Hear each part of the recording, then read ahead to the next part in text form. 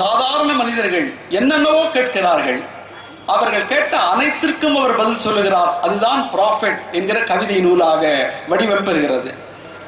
என்ன கேட்கிறார்கள் பாருங்கள். ஒருவன் ஆப்பிளை பற்றி கேட்கிறார். நீங்க நினைத்து பாருங்கள், ஆப்பிளை பற்றி கேட்டால் நம்ம என்ன ஒரு கவிதை சொல்ல முடியுமா? நம்முடைய தமிழ் கவிஞர்களாக இருந்தால் பெரும்பாலும் உடனே ஒரு பெண்ணை பற்றியே பாடி தொலைப்பார்கள். ஆனால் அந்த ப்ராஃபெட் எப்படி பாடுகிறார் பாருங்கள். ஆப்பிள் என்ற உடனே அவர் சொல்லுகிறார், இந்த ஆப்பிளை நீ சாப்பிடுவதற்கு முன்னால் அந்த ஆப்பிளோடு கொஞ்சம் உரையாடு.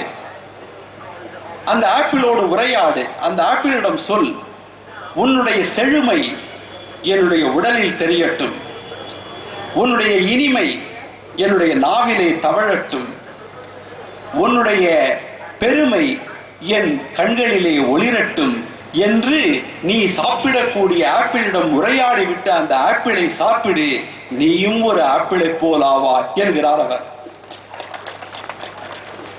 இன்னொருவன் கேட்கிறான், ஆட்டுக்குட்டியை பற்றி பாடு. ஆட்டுக்குட்டியை பற்றி பாட முடியுமா?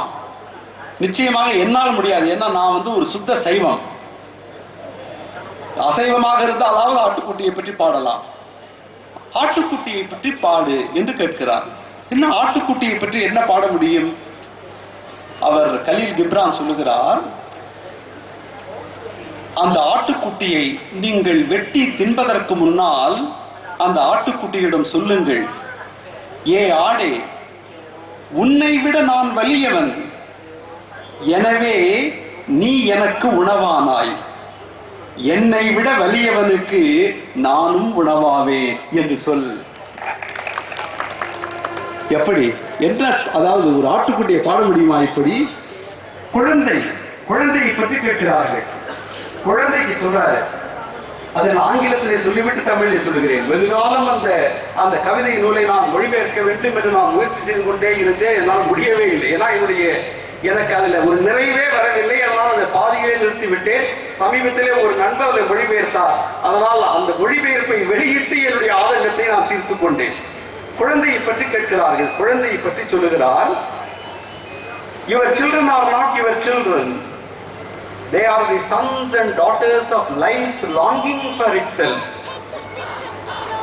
They are the sons and daughters of life's longing for itself. வாழ்க்கை தன்னைத்தானே விரும்பியதன் விளைவாக இந்த உலகத்திலே வந்தவர்கள் குழந்தைகள் என்று சொல்லிவிட்டு அடுத்த வரி ரொம்ப அற்புதமாக சொன்னார், they come through you not from you என்றார். அவர்கள் உங்கள் மூலமாக இந்த உலகத்திற்கு வருகிறார்கள், உங்களிடமிருந்து வருவதாக நீங்கள் நினைத்துக் கொள்ளாதீர்கள்.